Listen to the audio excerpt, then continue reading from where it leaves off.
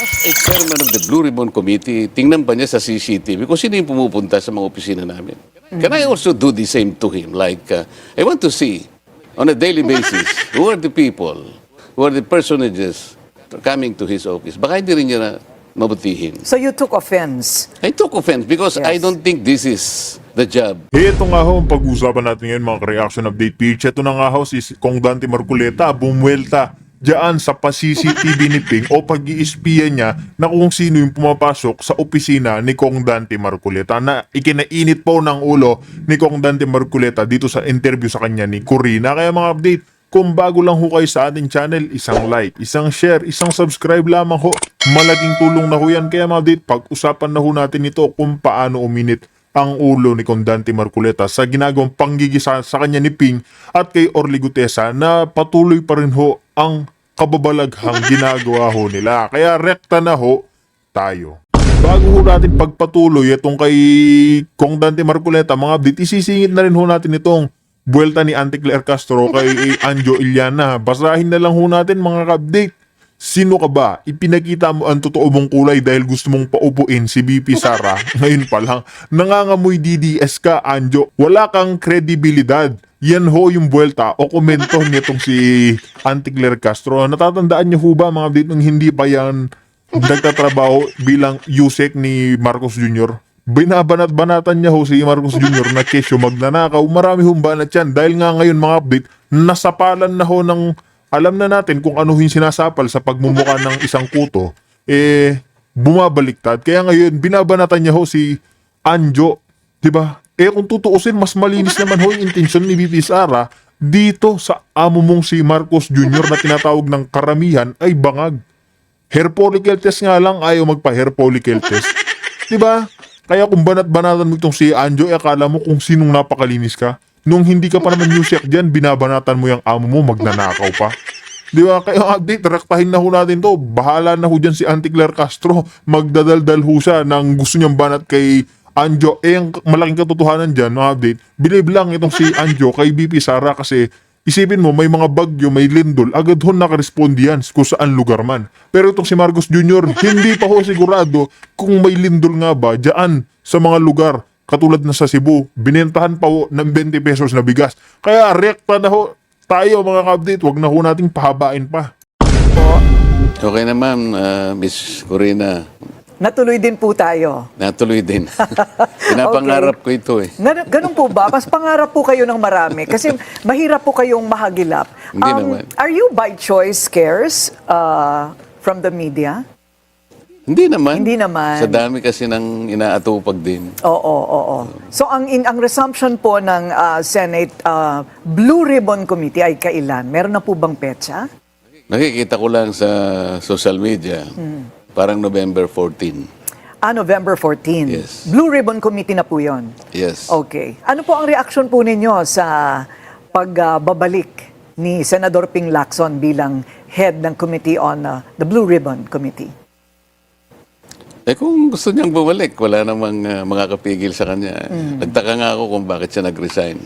Tatanungin ko rin po sana kayo, bakit nga ba siya O, di ba mga kabit, mismong si Kong Dante Marcoleta ho, nagtataka bakit ho umalis, nag-resign si Ping Escalera dyan sa Blue Ribbon Committee. Dahil ba ito kay Congress Meow? Noong nilantad kasi ni Congress Meow mga kabit, yung litrato ni Ping Escalera, nakasama ho yung mga diskaya. Yan po ba yung dahilan? Ping Escalera, bakit ka nag-resign sa Blue Ribbon Committee? Tapos ngayon mga kabit, nagbabalik loob na naman ho siya. Nagbabalik loob na naman ho siya. Ipapatawag niya nga daw dyan si Tambaluslos eh. Malaking katanungan ho yan. Bakit ho kayo nag-resign? Tapos ngayon, babalik na naman ho kayo. Di ba? Update, sagutin na lang ho ni Sen Marcoleta yung mga katanungan ni Corina dito. nag-resign? Marami pong haka-haka kung bakit. Mas maganda kasi kung siya sasagot nun eh. Hindi ko naman kaya sagutin Ay, yung para sa kanya. hindi po ninyo alam kung ano yung mga pinag-usapan ng mga kasamahan po ninyo? Kasi sa majority lang dinidesisyonan yun. Hindi makasama ang minority. Ang sabi po ni Senador Lacson noon ay if something like this, kung ang aking mga kasamahan mismo ay nagdududa sa aking judgment o mga desisyon, edi wag na lang. May naramdaman po ba kayong ganon of lack of confidence in his leadership? Nagsimula siguro nung sabihin niyang almost all senators had insertions. So many of his colleagues in the majority perhaps were unsettled by that statement. I see. But insertions per se is not illegal. At that time, kasi ang insertions connotes a negative impression. Kasi nakita nyo naman related sa mga flood control projects, katakot-takot na insertions na kung gamitin pa yung ibang mga salita dyan, consolidation, amendments, pero iisa naman yung definition nun eh. Basta naglagay ka doon na originally wala sa NEP. Mga insertions yun. Ano po ang inyong working principle habang tayo po ay pumupunta po dito sa lugar kung saan lahat ay akusasyon bago ito mapatunayan? Nalulungkot ako. Kasi tingnan mo na lang si Orly Gutesa. Sa aking palagay ay isa siyang mabuting tao. Sapagkat nakita ko sa kanya yung paninindigan niya. Orly Gutesa is very credible. He has nothing to gain here. Ayan mga kabdit, kung si Senator Marcoleta may malaking tiwala dyan, ano pa ho tayo? Ano pa ho tayong normal na mamamayang Pilipino? 'Di ba? Yan na lang isa ho sa mga kailangan nating asahan. Itong si Orly Gutesa, bakit ho? Kasi nga ayan, Gutesa is nothing to gain here. Kahit po kasikatan, wala naman pong pakialam yan. Kung pera, wala naman pong pakialam yan. Mga ka-update, ang usapin ho dito, buhay. Buhay ho niya at buhay ho ng kanyang pamilya. Kaya wala ho siyang ikailangan patunayan si Gutesa dyan sa Blue Ribbon Chair. Kaya yung paggigisa ho sa kanya, malaking kamalian ho yun. Yung pag-iimbestiga ho sa kanya, malaking kamalian ho yun. Ibig sabihin lang ho, mga kabit, yung nag-iimbestiga kay Gutesa, sila ho talaga yung totoong may itinatago. Wala ho tayong pakialam kung hindi totoo yung pirma o peke o kung tauhan man nung abugaga yung pumirma doon sa notaryo ni Gutesa. Ang importante ho, nag-oath siya, nag-taking oath siya, nag-take oath. Di ba? Yun po yung importante mga kabdit. Inilahad niya, nakakonekta na ho yung dots. Kay Martin Romualdez, kay Saldico, dyan sa Iguado, yung papunta sa Malacanang. Yun po yung importante. Yun po yung gustong malaman ng taong bayan. Hindi ho yung talampuhay ni Gutesa. Hindi ho yun yung gusto namin malaman. Gusto ho namin kung sino pa yung mga sangkot dyan sa flood control. Yan po yung malaking katotohanan dyan. Wala ho kaming pakialam kung ano yung buhay na meron si Gutesa, kahit may babae pa yan o kahit anong meron pa dyan. Importante ho, kinukonekta niya na yung dots. Siyempre ngayon sa panggigipit ho sa kanya, may mga gustong magsalita pa dito kay Romualdez, kay Saldico. Matatakot na ho. Matatakot na ho silang magsalita. Isipin ho nyo yan, yung isang marin kaya ho nilang takutin. Kaya ho nilang banat-banatan. Kung ikaw, normal na mamamayan ka lang, isa ka lang security guard, sabihin natin na sinama dito sa kagaguhang ginagawa pag nanakaw ng mga hinayupak na yan, anong gagawin mo? Magsasalita ka pa ba? Siyempre ho, maraming matatakot dyan. Di ba, matatakot na ho yung mga gusto pong magsalita laban sa mga kurap na yan. O ngayon, ginigipit ho nila si Gutesa at si Senator Marcoleta. Di ba? Wala ho tayong magagawa kundi hintayin mawala sa posisyon yung mga nakaupo dyan. He has everything to lose. Bakit naman siya yung pinipilit na gisain at sinasabi na di umano ay fraudulent yung pagkakanotaryo ng kanyang sworn statement? I don't think he has the capacity to falsify. Saan siya kukuha ng stamp? Saan kukuha ng dry seal? Paano niya maihiram yung notarial register para makita niya kung ano yung number na ilalagay sa document, anong page number, anong book number? All these are foreign to an ordinary individual na maaring hindi niya alam kung ano yung notary public. At wala pa akong nakitang nagpanotaryo sa buong buhay ko na binalikan niya yung kung sino man yung namamahala doon sa notarial office na yon. At siniguro niya, ma'am, sir, pasensya na po, gusto ko lang makasiguro kung kayo nga po ang pumirma nito. Walang ganun eh. Notary public services in this country has... Kung gusto yung imbestigahan, dapat yung abugaga na sabing hindi siya nagpirma ng notaryo ni Gutesa. Kasi bakit babalik nga naman ba si Gutesa? Pag ikaw ba kukuha ka ng lisensya, sasabihin mo, sir, kayo po ba yung gumawa nito? Di ba? Wala naman pong ganun. Siyempre, pagkakaalam ho ni Gutesa niyan, okay, kasado na tong notaryo ko na pirmado na dyan. Babalik pa ba ako para tanungin kung sila ba talaga ito? Di ba? Yung common sense, kahit common sense na lang ho sana yung pinapatakbo ni Ping Lacson, mga kabig, tsaka ni Juan Bol University, hindi pa ho nila pinapagana. Di ba? Become a cottage industry. Lalong-lalo na sa mga areas na may mga city hall, mga municipal hall. Hindi mo makikita yung yung abogado. Wala naman nagpapakita eh. And chances are, yung notaryo na yon, hindi nga niya pirma yon because naglalagay lang sila ng associate doon, staff, secretary kaya, para siya ang pumirma. Para sa kanya. Para sa abogado. It has become a lucrative business. Nakagawian na nga po talaga yan. I mean, from my own experience. Nakita yes. ko yung abogada passed the bar in 2021. So 4 years pa lang siyang abogado. Pero kung titingnan mo, judging from the number of books, yung notarial registers, nasa book 8 na siya. So talagang nila yung pagnonotaryo. Yan siguro, baka hindi nagtatrial yon, baka wala sa korte, pero ang talagang pangunahing kinabubuhay nila yung pagnonotaryo. Yun po ang inyong hinala. Okay, ano naman po kaya ang magiging motibo ni Ginoong Gutesa? Either way, ipeke o kaya yung magsabi ng totoo? Bakit niya na naising ipeke pa? Nagmamadali siya. Kasi nung makita ko siya, alam mo yung pagpapanotaryo, wala naman sa isip niya rin siguro yun eh. Para sa akin lang yun. It's an added assurance sa akin. Totoo yan nasasabi to. Kumbaga, siguro maski ikaw siguro isipin mo rin. Sige nga, kung talagang buo ang loob mo. Kasi mabigat naman yung accusation niya. Talagang, he is connecting the dots between Saldico and Martin Romualdez. And nobody did. Siya lang. So para sa akin lang yun. I want to satisfy myself that this guy is a true person. So sabi ko, may time ka pa naman. Sabi ko pa kay Mike, pakitulungan nyo na lang. Nagmamadali ako, babalik ako sa Senate. Kasi nahabulin ko yung aking 3 o'clock Former session. Senator Mike Defensor. Congressman. Congressman, yes. Yeah. So umalis na ako. Then bago ko umalis pala, sabi ko, okay, kung buo ang loob mo, Orly, bukas ang hearing. At sana before 9 o'clock, nakapasok ka na sa Senate. Which he did. I think Senator Ping even monitored the CCTV na-interview siya somewhere. Sabi niya, pinakuha ko yung CCTV and I saw that Gutesa was fetched from the guards area at 8:27 and he was whisked into the office of Senator Marcoleta. Pagkatapos noon, after 30 minutes yata to about 1 hour, sabi niya, dinala siya sa lugar na kung saan yung mga maghihiring. Ganong kalawak kanya yung kinalaman ni Senator Marcoleta. Di ko malaman kung ba't niya sinabing ganong kalawak. Ano ibig niya sabihin kalawak?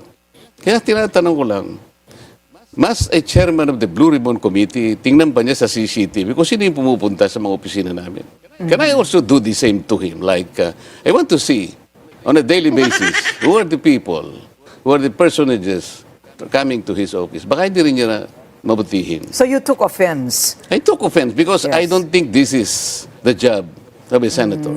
Much less kung ano yung rapport niya sa kapwa niya, senator. So, meaning you took it to mean that he may be suspecting that this was all your orchestration. Parang ganun. Parang ganun. Oo. Hindi ba siya magkasya na pumunta na lang yung tao? Why would he look into the CCTV? O di ba mga kabit, yan po pag-iimbestiga, pag-i-spy ni Ping Escalera, talaga naman kung sasakit yung loob ni Kong Dante Marcoleta. Ikaw ba naman, may nandyan na ngayong witness, pagdududahan mo pang kakampi ni si Senator Marcoleta o kasabwat niya. Di ba? Unfair ho yun eh. Hindi niya naman po kailangan gawin yan. Taduda-duda ho yung mga kilos niya na para ba talagang etong si Ping Escalera, may tinatagong kababalaghan na gusto niyang i-segue yung usapan, yung issue. Di ba? Well, at that time, you were the Blue Ribbon Committee chairman. He was already. He was already. Hindi, out na ako. So, palagay po ninyo Hindi bakit... lamang yun eh. May nagsabi pa sa akin na tinignan din nila yung CCTV doon sa Seascape. Isang Chinese resto na nandun yung Golden China. Kasi sinabi ko, before I presented Gutesa, kinuwento ko yung antecedents.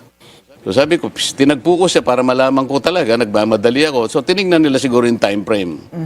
Parang tumama yata yung time frame dahil hindi man ako talaga nagtagal. So mukhang hindi nila ipipresent yung Seascape. Because napansin nila, tama na, nagpunta siya tapos bumalik din. Okay, just to summarize so far, ito pong nangyari sa pagnonotaryo ay teknikalidad at gawain na talaga. That I can confirm because from my own experience, It's a common nangyayari po practice. talaga. Yes, it is a practice. And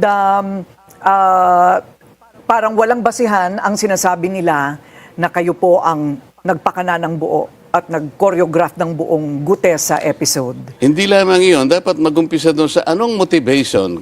Ikaw na rin ang nagsabi, anong motivation naman ni Gutesa? Nagmamadali, mag-iimbento siya ng estampad ng notarial details ng abogada. Nanghiram siya ng dry seal. Pagkatapos nanghiram siya ng notarial register para makuha niya pati yung estampad ng lugar yung Manila. Gaganunin mo ganyan para... Bakit niya gagawin yun? Pinakamadali para sa kanya, magbayad lang siya kung magkano yung sisingilin sa kanya, kung 200, kung 300, up to 500 pesos. I think that's the better and easier way to do this. Why would Gutesa chose to do this in a different way? What about money? Sasabihin ng ibang tao, baka nakatanggap ng mana from heaven. Sino magbibigay? Mas marami ba akong may bibigay kesa bibigyan ng mga taong binanggit niya doon sa kanyang affidavit? Mali-maleta. Not necessarily Mali-maleta. from you, Senator. Maaaring magaling sa iba. At, Maaari siguro pinag-iisipan nila baka nanggaling sa ano na lang ang may bibigay ng isang Rodante Marcoleta. Kung ikukumpara doon sa mga taong binanggit niya na mali-maleta na halos 3 araw sa isang linggo ang sinasabi niyang delivery.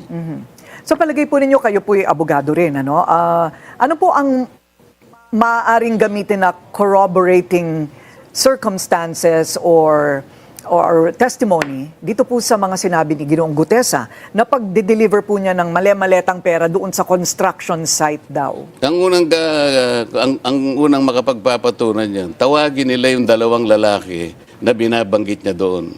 Ang pangalan ay John Paul Estrada at saka Mark Tiksay. Sila daw ang nag-aabot, nag-handle pagka i-deliver na yung pera doon sa Valle Verde at bibilangin doon. Pagkatapos sa Valle Verde, dadalhin doon sa may horizon sa BGC. Sa Hyatt yata yun. At from Hyatt, ibababa nila yung dapat na ibabang mga maleta at dadalhin sa bahay ni Martin Romualdez.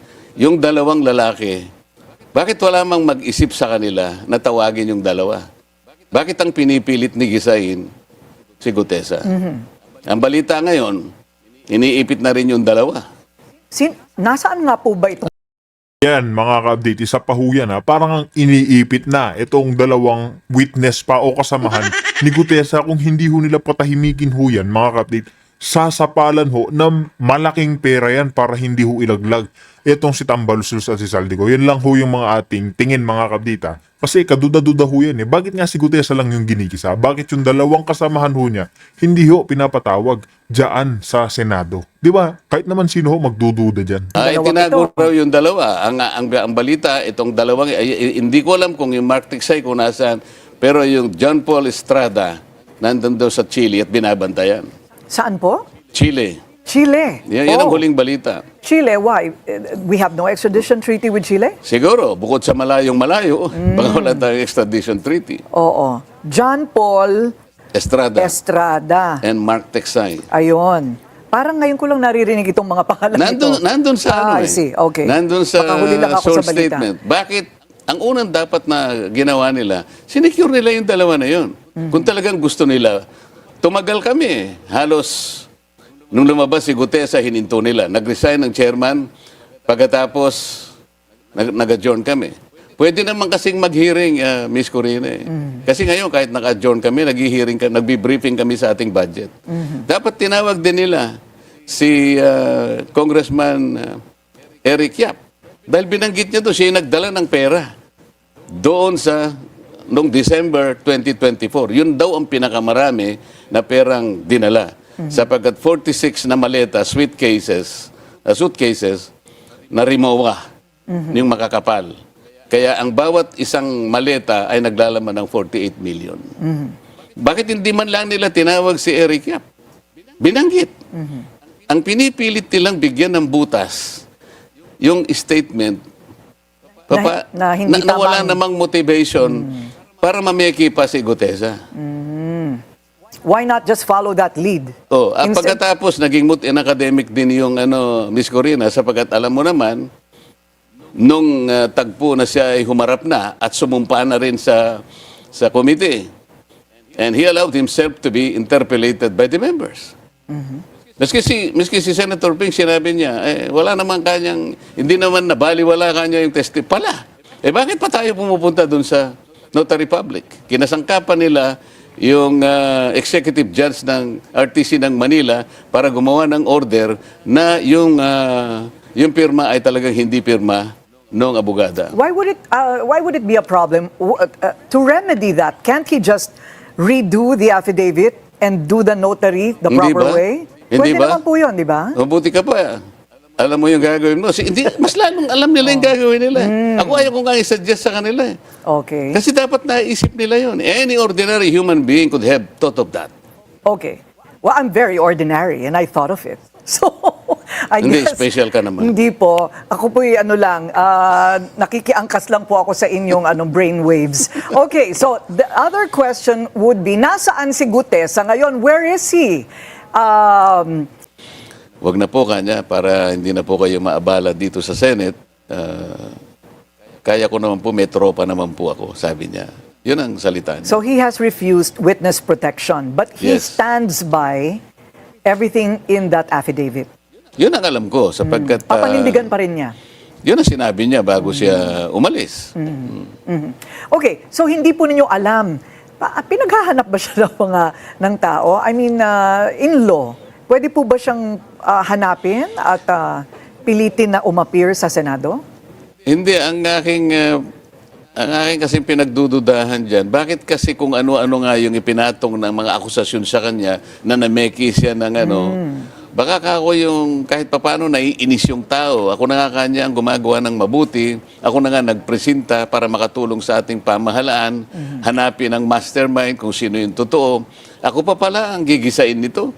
Para bang nagturo lang ako kung sino yung nagnanakaw ng kalabaw sa barangay. Imbes na puntahan yung aking itinuturo na alam ko namang yun ang magnanakaw, ako ngayon ang binalikan. So, maaaring nadi-discourage. Pagkatapos, meron pang nagsasabi na pinipressure siya na palitan ang kanyang testimony, mag-recant siya, alalahanin mo ikaw yung pamilya mo. So, ganun. Baka nga, hindi naman imposible na maaaring people are working on him para lamang mag-iba siya ng statement. Bago lumabas o kaya ay wag na lang magpakita. Pero siya po ay isa sa mga iimbitahan daw sa resumption ng Blue Ribbon Committee hearings. Ano po sa palagay ninyo? Magpapakita ba siya o hindi?